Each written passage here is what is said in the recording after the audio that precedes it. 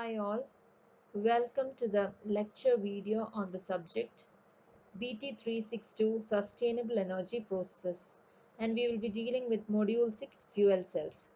Last session we already dealt with the topics fuel cells and its classification, magneto-hydrodynamic systems, electric vehicles. And today we will be discussing on the last topics of this module, that is energy storage and its roots and batteries. So what is actually an energy storage? Energy storage involves converting energy from energy forms that are difficult to store to a more conveniently or economically storable forms. So we need to actually store energy in a economic or convenient storable forms. So for that we are using energy storage systems. Energy storage systems provide a wide array of technological approaches to managing our power supply in order to create a more resilient energy. Resilient energy means in order to recover quickly, we are using technologies which can be used very widely and manage power supply easily. The need for energy storage. Energy is useful only if available when and where it is wanted or required. Carrying or transferring energy to where it is wanted is called distribution. Keeping it available until when it is required is called storage. So these three things are very important in an energy storage. That means where the energy is needed and where it is going to be transported, that is distribution, and where it is going to be stored. These three things are the first primary importance for energy storage. The effective utilization of intermittent energy sources such as sunlight, wind, etc. often requires energy storage. That means intermittent energy sources means which we are not getting continuously. The renewable energy sources which we are not getting continuously. So these requires energy storage. Also, if intermittent energy is converted to electricity, then demand of storage increases and might be fed directly to a utility grid due to lack of storage. So if the storage is not available and we are going to convert this intermittent energy, that means solar energy, electrical energy, or wind energy and electrical energy and all, we need to store, no? So if the storage is not available, we need to give to a utility grid, that is a distribution lines. In some circumstances, electrical energy may be generated either on land or at sea, or at a location that is too distant from a consumption center for conventional transmission lines to be used. For example, in OTEC, ocean thermal energy conversion, where an electrical energy is generated in the sea and it need to be transported to a load center and the storing is also, and storing and transporting needs to be done economically. So this is an example for where the consumption center is very far from the generating area. Electrically propelled vehicles, which are expected to come into increasing use, also require some form of energy storage. Since the vehicle must carry its energy supply, the storage system must be readily transportable. That means the electric vehicles, that is the best example here. Electric vehicles, the batteries need to be transported and the energy need to be stored. So these are nowadays being used. Energy storage is also required for load leveling in an electrical utility to reduce the overall cost of generating electrical power. That means, that means in the distribution side, the load varies. So the load needs to be leveled. Accordingly, electrical energy need to be used. For that, it need to be stored and used accordingly. So, electrical utility need to be done in an effective way in order to reduce the overall cost of generating electrical power. More efficient plants may be operated continuously at a rated power level, and the excess power during off period is stored for use when the demand exceeds the base load. So during the peak time only we are continuously using these electrical energy. During the off peaks, what is happening is that the electrical energy need to be stored, and whenever the demand exceeds the base load, the stored electrical energy need to be used. So these are some of the requirements or needs for energy storage. Thus, the use of less efficient units to meet the additional demand for power during the peak load periods could be eliminated. Let's see some of the energy storage methods or routes used. The various energy storage methods are the following. First is the mechanical energy storage, next is the chemical energy storage, third one is the electromagnetic and electrostatic energy storage, that is actually the electrical energy storage, and the fourth is the thermal heat or thermal energy storage. So firstly, the mechanical energy. In mechanical energy storage comes three methods, that is pumped storage, compressed air storage, and flywheel storage. So what is actually a pumped storage? Actually here it uses a hydroelectric energy storage system for by electrical power systems. Actually here the potential energy is stored in a way in which the potential energy of water pumped from a lower elevation reservoir to higher elevation reservoir, and this potential energy is again converted into electrical energy whenever needed. This is a pumped storage. And next is the compressed air storage. Here the compressed air energy storage involves converting electrical energy into high pressure compressed air that can be released at a later time to drive a turbine generator to produce electricity. And flywheel storage uses a kinetic energy, and this kinetic energy is later on used to convert into electrical energy. This flywheel is actually a rotating thing which stores the energy in the form of kinetic energy. That is actually mechanical energy is again being converted into electrical energy. And next is the chemical energy storage. It is uses battery, hydrogen storage, and reversible chemical reaction storage. So battery storage means it is using a electrochemical energy conversion. That is, chemical energy is converted into electrical energy. In hydrogen fuel cells, that means there will be two electrodes and electrolyte, and the energy is stored, and whenever needed the load will be given and there will be electron flow, and that means the chemical energy get converts into electrical energy, the flow of electrons, ionization is taking place. And next is the hydrogen storage. Hydrogen storage is actually which can hydrogen storage here, the energy can be stored and transferred as hydrogen, which serves as a secondary fuel. Actually hydrogen is storing as a secondary fuel.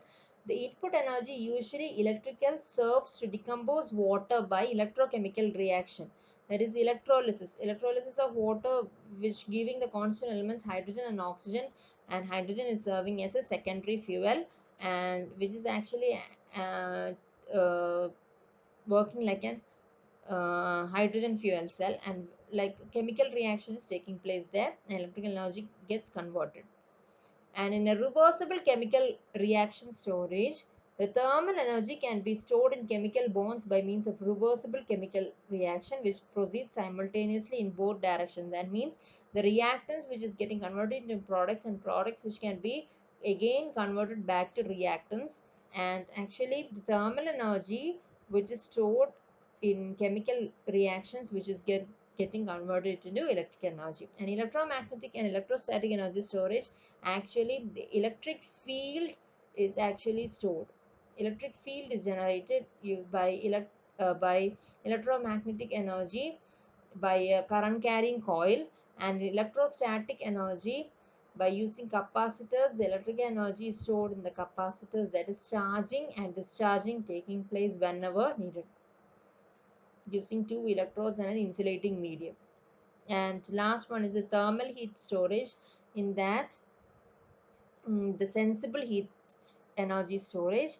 In sensible heat storage means shifting the temperature of a storage medium without phase change. That is, actually the temperature of the material is being stored and the phase is not changing. That means solid will be remaining in that state itself.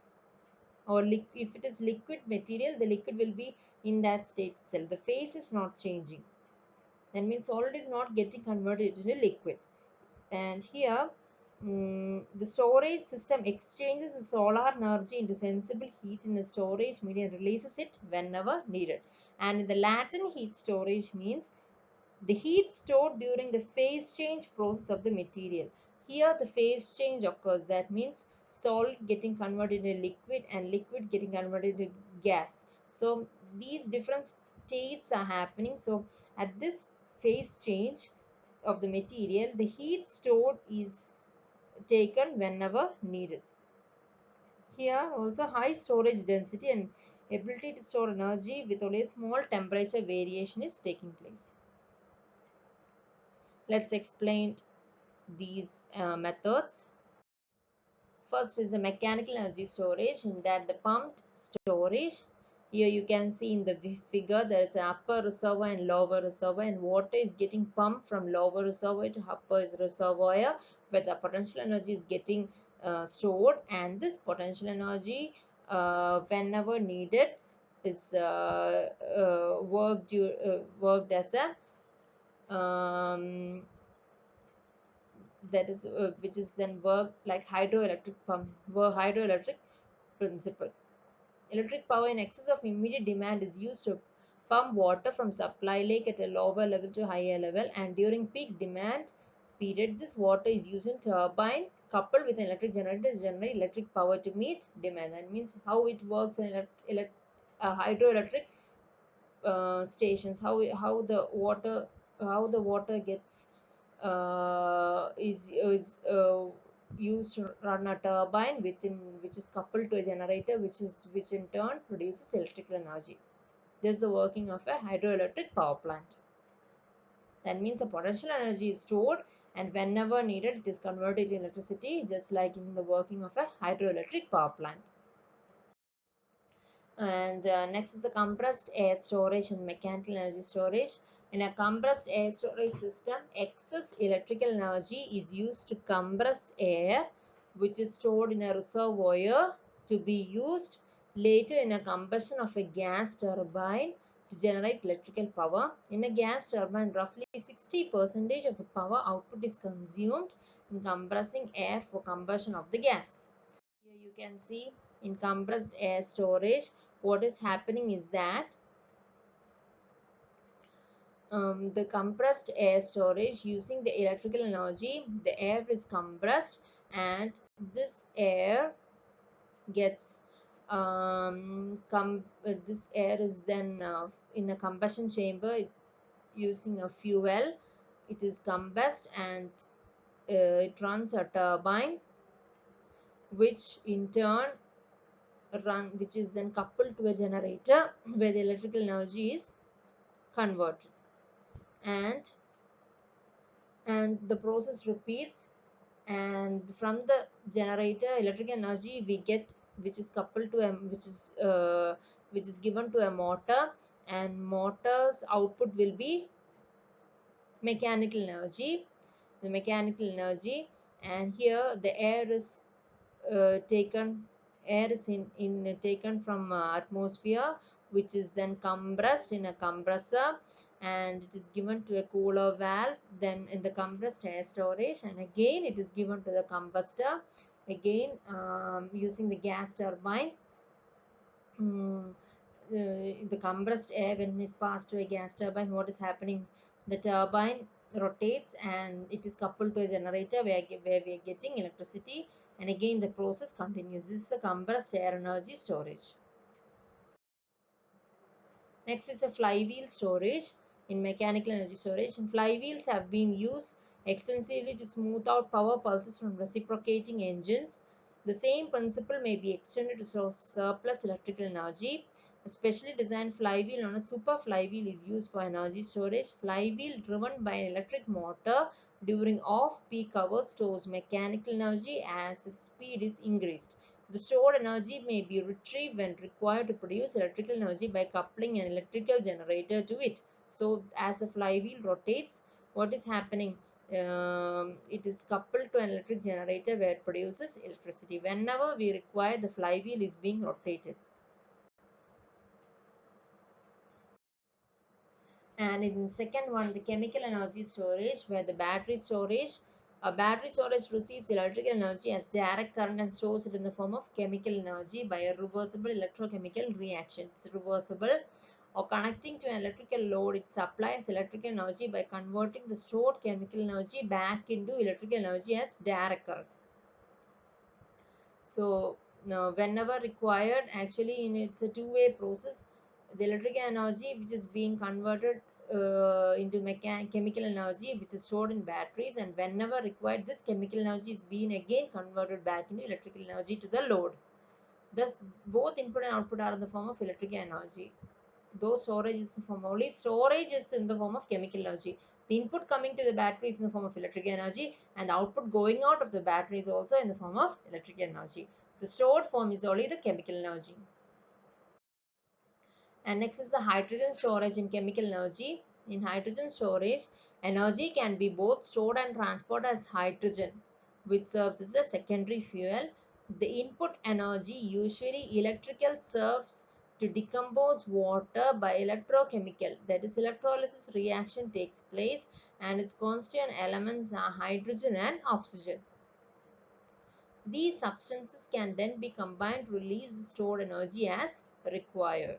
So that means hydrolysis takes place. So this substance again combined then forms electrical energy. So hydrogen can be stored in three ways: gas form, liquid form, and metal hydride form.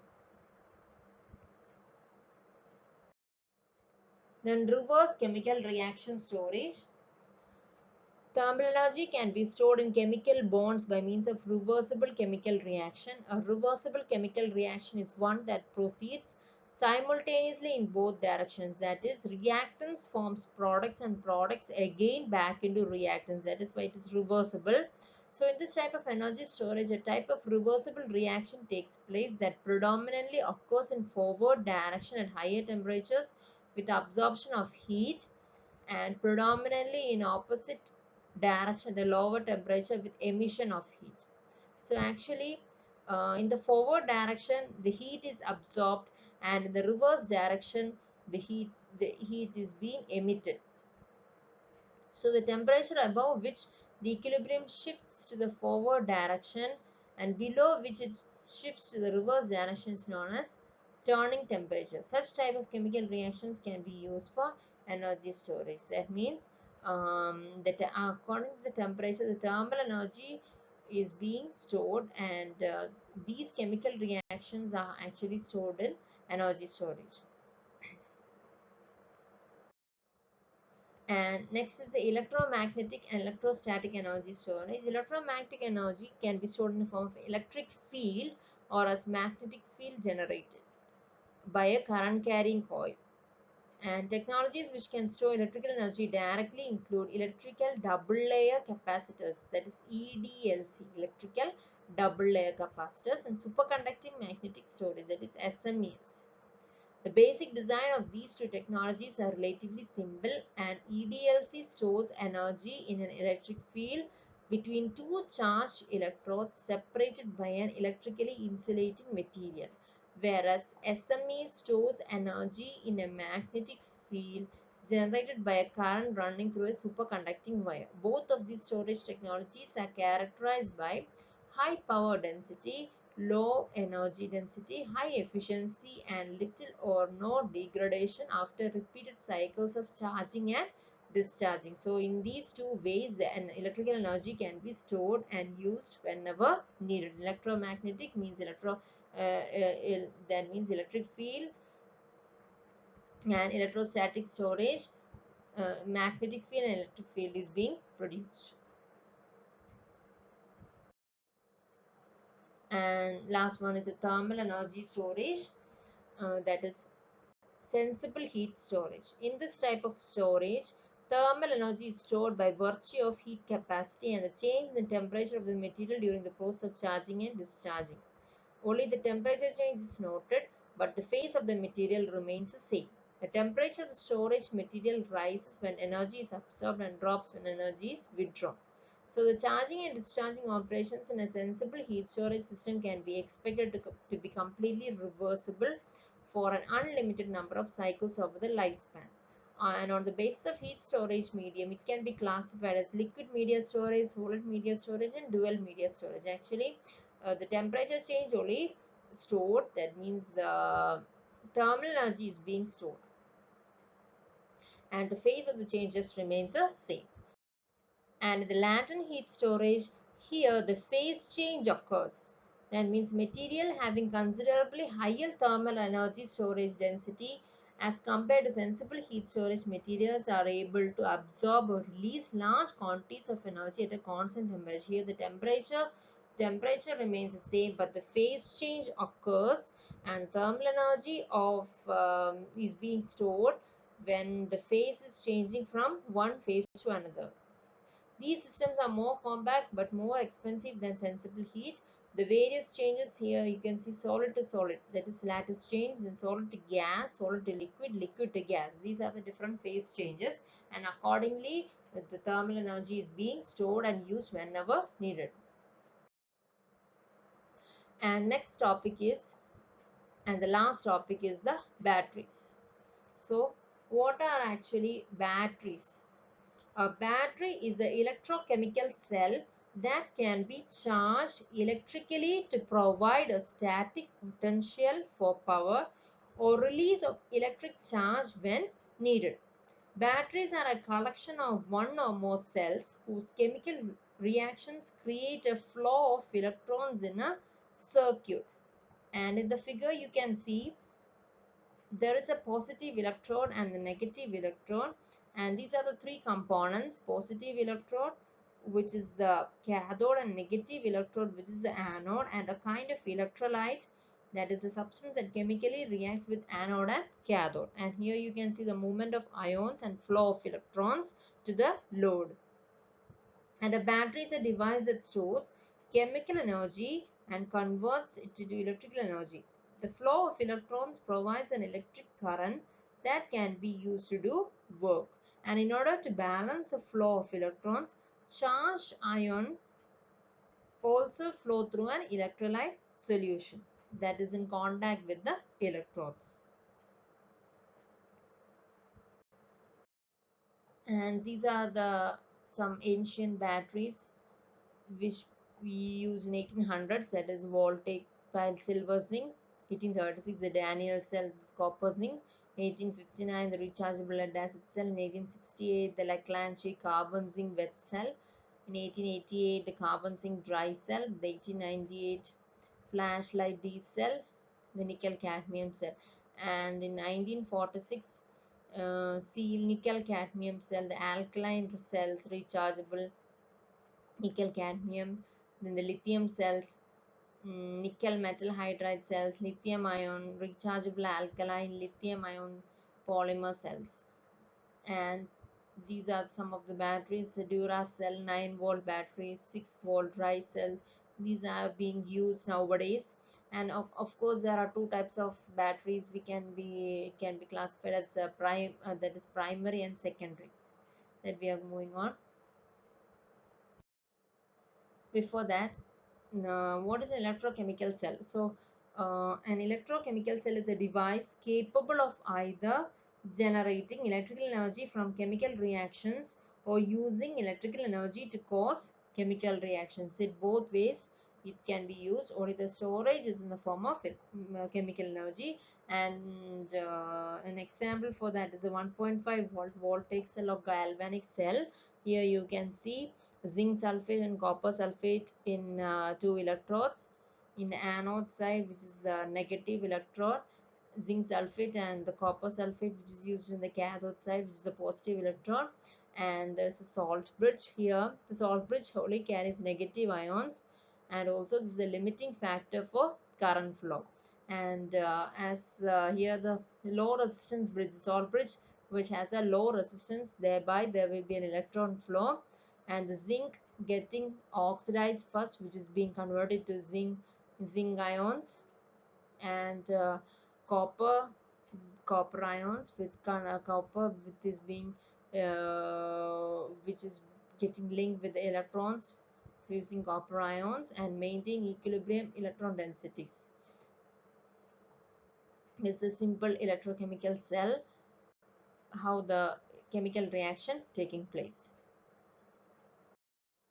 Some of the characteristics of battery are its size, the physical button, that is AAA, AA, CD, the energy density, the capacity of the battery, which is showing that's the watt per kilogram. A single unit can store watts per kilogram and centimeter cube. The longevity, that is capacity for drain C by 10, or that is the charge rate they are showing. The number of rechargeable cycles, that is from especially recharge cycles are showing for secondary cells, where the battery being completely discharged and again fully charged. So how many cycles we can use? That is rechargeable cycles. The discharge CARA, which is showing the voltage drop across the batteries, which has been given to the load, the cost, behavioral factors like temperature range, self-discharge, and memory effect. Then the environmental factors like leakage, gassing, toxicity, and shock resistance. And the battery types are of two: primary cell and secondary cell. So what is actually a primary cell and secondary cell? The basic difference is that primary cell single use and cannot be recharged, and secondary cell can be recharged. In a primary cell, chemical reaction is irreversible, and in a secondary cell, chemical reaction is reversible. And internal resistance in a primary cell is high, the internal resistance is low. Some of the examples of primary cell are alkaline batteries, zinc carbon, and zinc chloride batteries. An example for secondary cell is nickel cadmium, lead acid, and lithium ion batteries. And these are just the basics, and in detail we can go. Primary cell, lower initial cost, and secondary, higher initial cost. Higher life cycle cost for primary, lower life cycle cost if charging in convenient and inexpensive way. It is disposable primary, and here regular maintenance required. Disposable, periodic recharging required. Replacement readily available. Here replacements while available are not produced in the same sheer numbers as primary batteries, may need to be pre-ordered. Typically lighter and smaller, this traditionally more suited for portable applications, that is easily movable. Traditionally less suited for portable applications, although recently they have made smaller and lighter secondary batteries, the lithium batteries. Longer service per charge and good charge retention. Relative to primary battery systems, traditional secondary batteries exhibit inferior charge retention, need to be recharged every cycles. Not ideally suited for heavy load, high discharge rate performance, superior high discharge rate performance at heavy loads. Not ideally suited for load leveling, emergency backup, hybrid battery, and high cost military applications. Ideally suited for load leveling, emergency backup, hybrid battery, and high cost military applications. Next, we can see some of the primary disposable batteries. These are some of the primary disposable batteries. Zinc carbon battery, which is being used in flashlights and toys. Then the heavy duty zinc chloride, which is used in radios and recorders. Then alkaline batteries, all of the above, that is being used in flashlight, toys, radios, recorders, everything.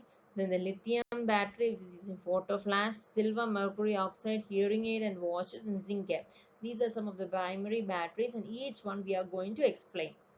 First is zinc carbon, which is being used in flashlight toys. Standard zinc carbon batteries, the chemistry which is showing the anode, which is the zinc and magnesium dioxide, which is the cathode, and zinc ammonium chloride aqueous is the electrolyte. Some of the features are inexpensive, widely available, inefficient, and high current drain. Current drain means the voltage drop which is taking place in the batteries. So at that time, there will be inefficiency. Poor discharge curve and poor performance at low temperatures. Next is a heavy duty zinc chloride battery, the second primary cell.